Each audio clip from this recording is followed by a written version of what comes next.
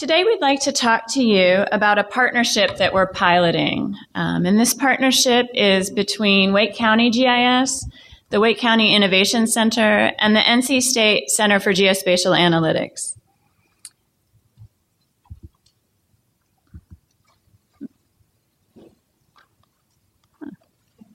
All right. Oh, no, it worked then. I think, there we go. All right.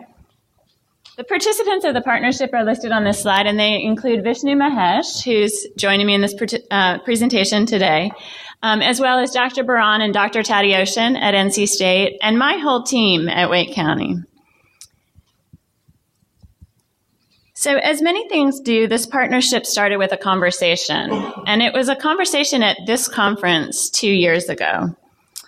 And after we initiated it, we created a Geo Lab, which is the second step there, to have a space for these projects. And then we kicked off a pilot. So exactly 2 years ago at the NCGIS conference in Raleigh, Dr. Baran and I had a conversation at the NC State Center for Geospatial Analytics table. So they were showing some AR, VR technology there, and I found it really engaging. And we continued talking at the poster session. You know, I found the work that they're doing at the center to be very engaging, and I wanted to share that engagement with my whole team. So I manage the system and application team at Wake County, and as many of you do, we support a significant amount of GIS infrastructure, so databases, servers, a portfolio of services, and code. So we're quite busy in our day-to-day work, as all of you are. So I wanted the team to have a chance to connect to some of the more fun and engaging aspects of visualizations and working with emerging technologies. And of course, weaving these technologies and visualizations into our work can be engaging to our customers as well, both department customers and the public. So I set up 2 visits for the Wake folks to visit the Center for Geospatial Analytics at NC State. And the first visit, we invited all of Wake County GIS, as well as some folks from Community Services, which is the department in which GIS is situated at Wake County. So Chris Snow, our Parks, Recreation, and Open Space Director, and Jenny Coates, our Operations Manager for Community Services, joined us for the tour. And of course, Charles Friddle, our Director, came along on that tour, and my whole team joined the tour. So the second visit to the center, I brought over our Chief Information and Innovation Officer, and we talked to the director at the center about opportunities for the 2 groups to benefit from doing some work together. So as many of you know, the center at NC State designs cutting-edge tools and innovative applications of spatial data to inform critical decision-making and deliver actionable solutions for complex problems.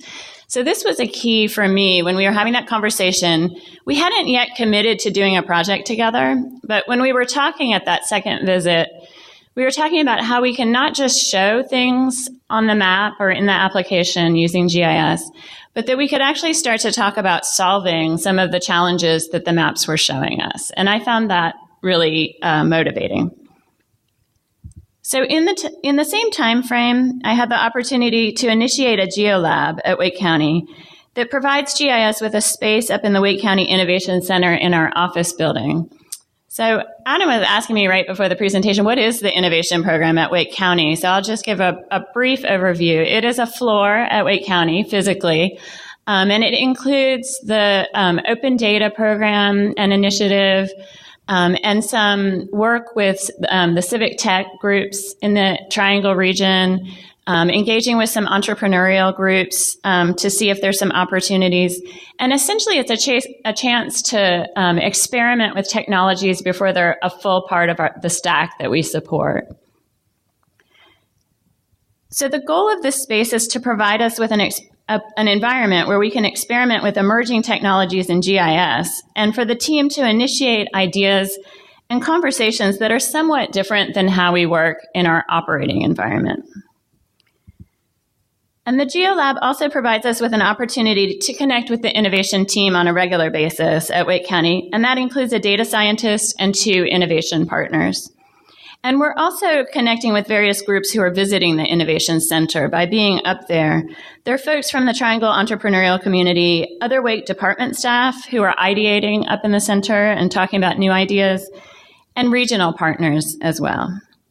So we already have these strong relationships with the innovation group from our work in the Open Data Initiative, which spanned 2 or 3 years of our time going to hackathons and really showing GIS data to a new audience in those events. So the Geo Lab seems to be a natural next step to continuing our work in this arena. So as I said, the partnership between Wake and the Center is designed to provide a space for some experiments in geospatial visualizations, and this is an area where we'd like to grow our portfolio and our capacity. And as we mentioned, the technologies that today are perceived as nice-to-haves are very quickly becoming core technologies that we support. So things like GeoEvent, Alexa skills, IoT, and sensors are some of the things that we're beginning to experiment with. And the partnership was set up to help my team experiment with these emerging technologies and get ahead of the learning curve before it's in our actual environment that we support. So the partnership kicked off in late August with the center, and the team has done some solid work in this time frame. We designed the pilot with the deliverables that you see here, and those are to ensure that we continue moving forward at a good pace, because again, this fits in with all the other operational work that we're doing. And it's also important to ensure that we're engaging in a feedback loop with the various partners early enough in the process to incorporate that feedback into our products. So in addition to having Vishnu at the Geo Lab 1 day a week, we've also had the opportunity for my team to participate in several visits to the center for events like the Masters Symposium. And that's what these photos are from, is my team over there engaging and getting some great ideas from that event. And we've also attended a PhD dissertation presentation. And then Vishnu also spends 1 day a week as part of this partnership at the center, working on these projects and consulting with his advisors.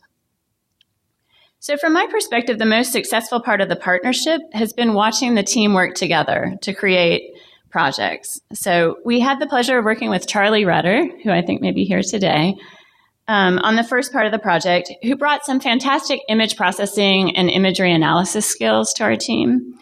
And he showed us some ways that we can leverage image server in ways that we're not currently doing. And so when he moved on to a new opportunity, Vishnu did a great job pivoting to an analysis project, working with Lucas Piedrahita and Wright Lowry, who's here today, joining us, on my team. And they were able to deliver this project to the department customers as a quick win.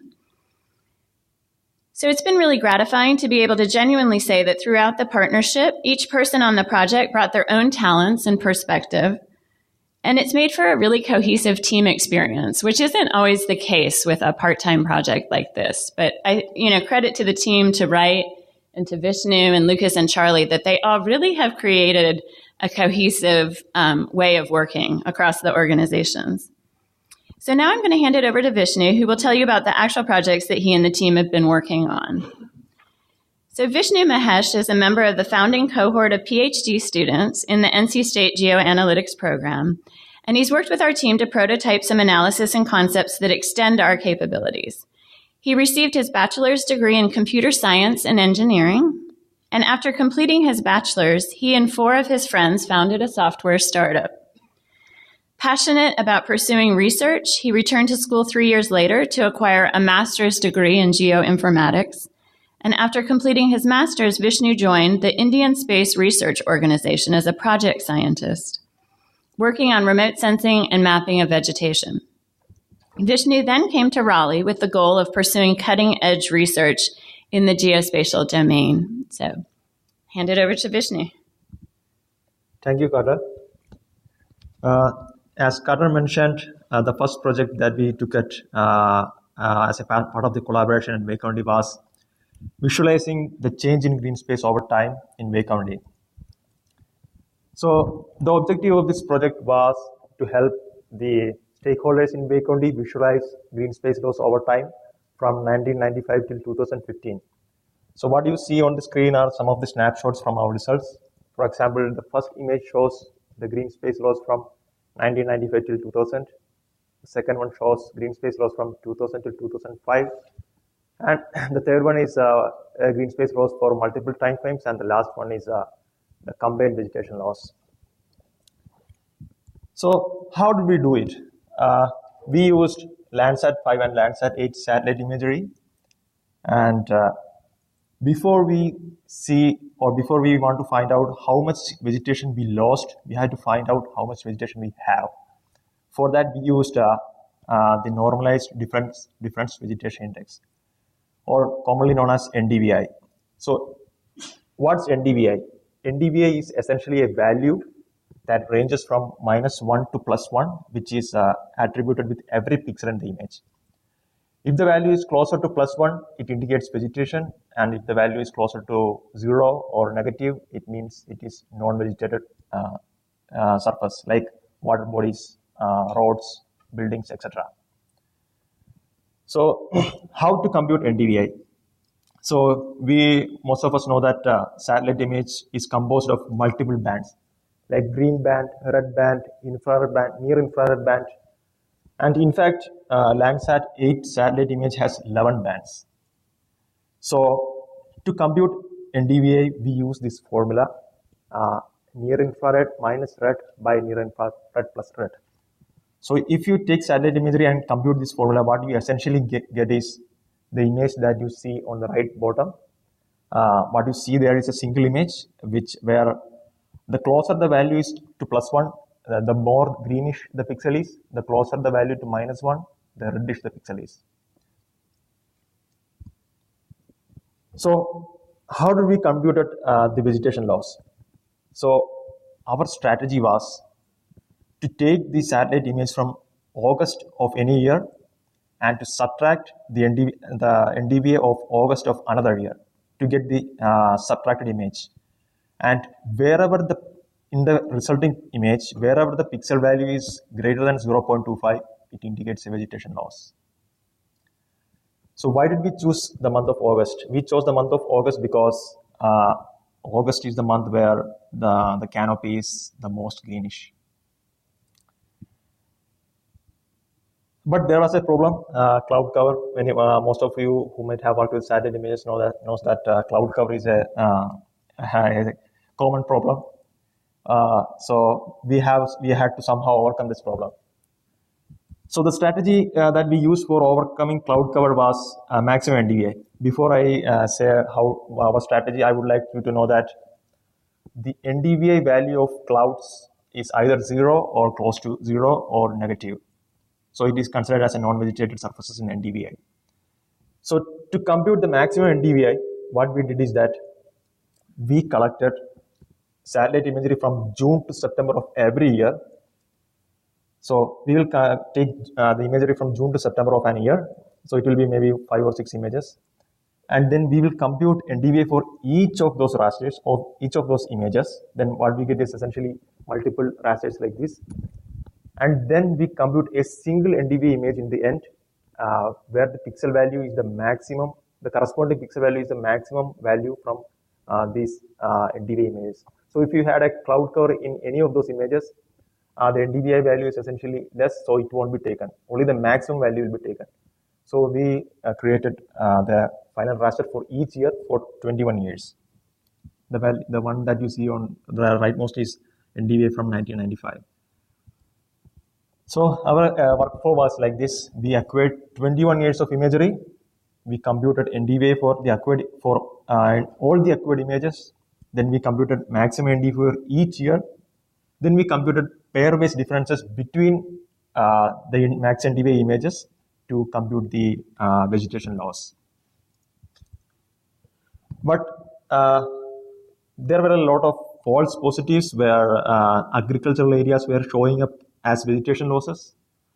So what we decided that we created a mask, agricultural area mask from the data that we had from wake counting. So this is the agricultural mask that we used. Now we started our work using ArcGIS and Python scripting. So we collected,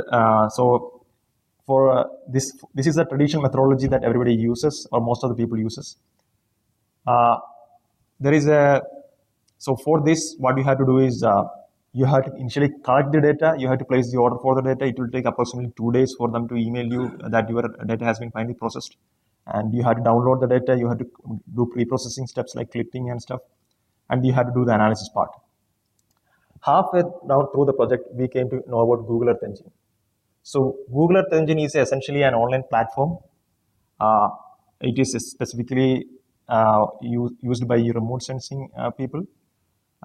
It is like it is free and open source.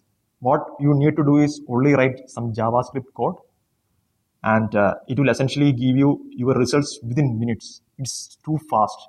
I mean, it is unbelievably fast. So if you have Google Earth Engine, like there is no data collection phase, there is no pre-processing phase. Only you have is the analysis phase. You have to just write the code and just run it, and you'll get immediately the results. So this is how what Google Earth Engine looks like. You have to go to that website, that code.earthengine.google.com, where you can access it. Anybody can sign up for free. So it's running in a browser. You don't need to install anything. Just write your JavaScript code here. You can run the code like that, just like that, and you can preview the results here. And you can share your scripts with anybody. It's too fast. I mean, the processing is too fast. I mean, I don't have words for that, but you can do continental-based analysis in just like 2-3 minutes. It's too fast. So this is the cumulative green space loss that we have got from our analysis. It's from 1995 till 2015.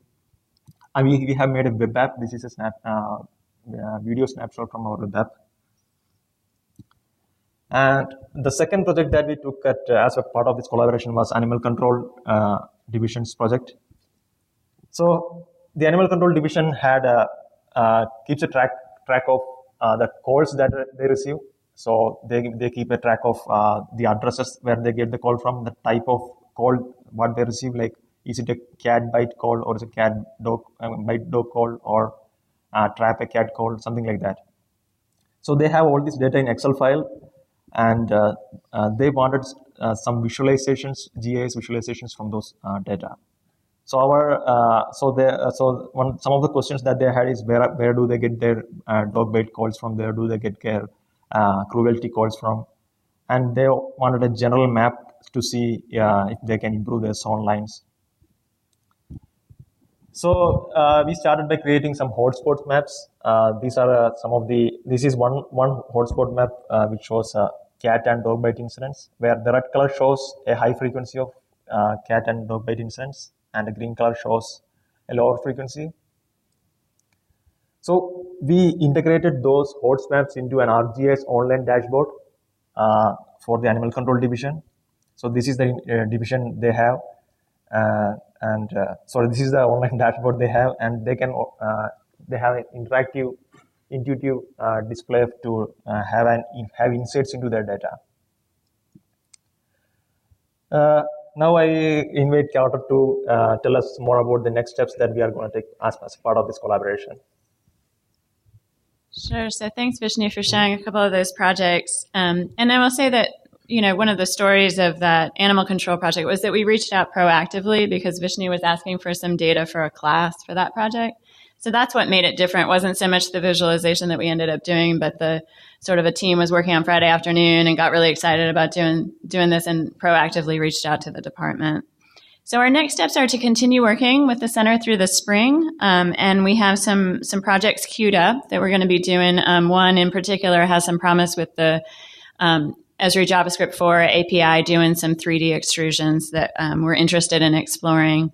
And then, of course, we'll be looking to see if we're able to continue the partnership into next year so that we can continue doing this kind of work. I think the team really did give the feedback that it was engaging for them, and that working up in the center did give us an opportunity to kind of lift our heads up above the day-to-day exigencies that you all are very familiar with, and the urgencies of all the servers that we maintain in the databases, and all the stuff that keeps us running downstairs, but to just kind of work a little differently up there and have folks bring their own projects to the table and have those conversations where they're initiating some areas where they want to explore. So we're very excited about that, and really appreciative to the center for making this a really productive pilot. So next, I'll go ahead and move into what questions you might have about the project or the visualizations that we showed. the lunch is settling in. Yeah. Yes. Can you talk a little bit about how the Geo Lab got started and whether you had to convince politicians of the viability and the importance of it, and how what kind of pushback you might have gotten and say, well, what about your daily job? I mean, that's more important. What sort of Absolutely. So I'm going to repeat the question. So he's asking what the process was like to request the Geo Lab and what kind of case we needed to make for that, and whether we've gotten some pushback on that vis-a-vis our daily operational responsibilities.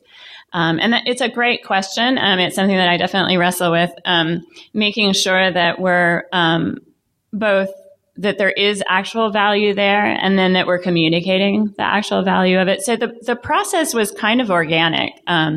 It was one of those just perfect timing kinds of things, in that we had contributed to the Open Data project. Both the Open Data site itself is a GIS product at Wake County, and then also we participated just a lot in that initiative and in making it a success by going out to hackathons. We spent a lot of Saturdays and a lot of Wednesday evenings at civic tech events around the Triangle. So we had really demonstrated that this is an area where GIS has a role to play. And so the initiation of it was a conversation. I was up in the Innovation Center kind of wrapping some stuff up with our Chief Information and Innovation Officer, and the timing was just right. I said, I think it would really benefit GIS to have a space up here. I really enjoy being up here, and I feel like we're having different kinds of conversations up here. So I'd really like to try that. And it just happened that there was a space that was open. And so he said yes to that. And then the center, I asked for that in the same conversation as well, that we had done a couple visits, and it was clear that there was an opportunity for us to learn from what they were doing. And that also the center felt there was value in terms of the work that we're doing with citizens, and looking at the, making sure that we're looking at the sort of citizen-centric lens when we develop apps and projects. So there was definitely an opportunity on both sides. So the ask was relatively simple. It was a matter of good timing, I think. But the continuing to articulate the value of it and make sure that it's playing the right percentage in our time is something that we're still working on, I think.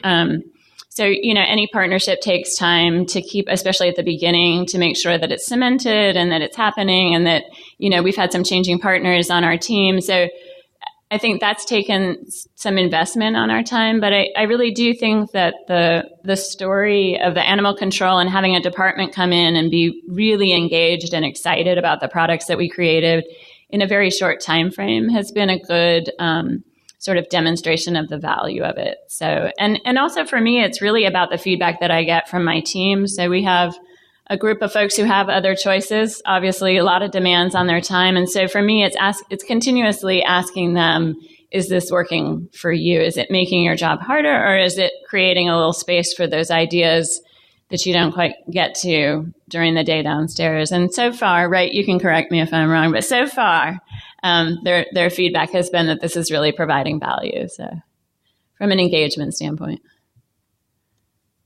there any thought to scaling the collaboration partnership to include other regional entities or agencies like Durham County?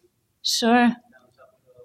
Absolutely. I love that idea. So, I was just talking before to someone from Durham County, and we were talking about how the Open Data Coordinator at Durham is starting to get all of us who've been working in that space together for the kind of lunches thing. And I do think there would be a great opportunity to kind of invite you over for a visit, have you see what we're doing. I know that, Carrie came over, and, there's a lot of learning going back and forth. They saw our center, and some of, picked up a couple ideas of the way we have a loaner program where we're getting hardware from some of the vendors, just different things that we may be implementing. But before we implement them, we do like a try before you buy kind of scenario. And so, she was like, oh, we need that, like to borrowing bits and pieces of each other's ideas, because a lot of different organizations are starting this concept. So yeah, definitely connect with us, and we'd love to partner with you. And then on the projects themselves as well, we're finding more and more of our projects that we're spinning up are scalable, both in terms of setting up a common schema so that it can be an app that consumes data from multiple agencies. Those sorts of projects are really seem to be taking off. I think partly because there's a platform where you can have that data editing at the source available to folks through ArcGIS Online. So that seems to be the driving a lot of that. Yes. What's your process for gathering ideas for the project, and how do you select projects to actually collaborate on? That is such a great question. So I'm going to remember to repeat this one. So he asked what our process is for gathering ideas for collaboration and how we prioritize or choose which one we're going to move forward on. And that's something we're still working on. I would say, again, it grew organically. So when Vishnu first started, we did have a couple of team ideation sessions where everyone just, best idea wins. Everyone throw out your idea no matter how wacky. And Charles was there for a lot of those. He threw in some really good suggestions and people just, threw out ideas. And from there, it seemed to be partly based on who had capacity, right? So Charles was new, Charlie Rudder was new, and so he had some capacity because he wasn't locked into supporting a bunch of infrastructure, which a lot of my team is. So he had some capacity to start working with Vishnu on the image processing project. So part of it was about that, like just who can peel off right now to do this. And then part of it also was about, we started walking down the road with a sensor project that was interesting and is something we'll probably do in the future. But the setting up the security for the network was just getting a little too complex. So part of it is how quickly can we either get the data or get the infrastructure in place to actually run with this so that we can show some quick results. So these first projects, it's about speed and availability, I guess, of staff. So, okay, I guess we have to wrap it up. This has been really fun. Thanks for coming. Thank you.